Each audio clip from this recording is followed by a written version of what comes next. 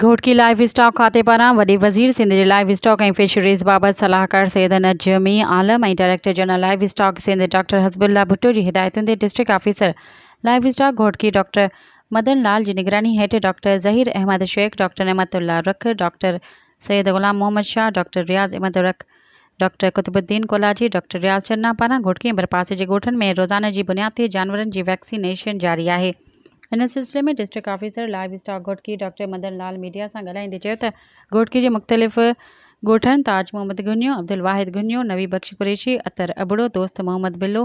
हाजी मेहर अली मेहर, इस्लाम चाचड़ ऐं ॿियनि ॻोठनि में रोज़ाना जी बुनियाद ते जानवरनि खे मुख़्तलिफ़ बीमारियुनि खां बचाव जी वैक्सीनेशन कई पई वञे, जंहिंमें गऊं, बकरियुनि ऐं रिठियुनि खे मुख़्तलिफ़ बीमारियुनि खां बचाव जी वैक्सीनेशन ॾिनी पई वञे।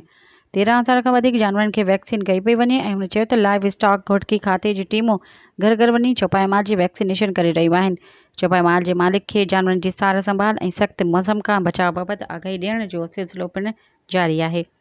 हुन चयो त ज़मरन चौपाई माल पालण वारनि खे हिदायत कई वई आहे त हूअ हलंदड़ मौसम दौरान पंहिंजे जानवरनि खे मौसमी बीमारियुनि खां बचाइण लाइ वैक्सीनेशन कराइनि त जीअं खेनि कंहिं बि परेशानी खे मुंहुं ॾियणो न पवे। मज़ीद ख़बरनि ऐं तफ़सीलात लाइ विज़िट कयो असांजी वेबसाइट www.awamiNewsHD.com ऐं ॾिसंदा रहो अवामी न्यूज़ HD।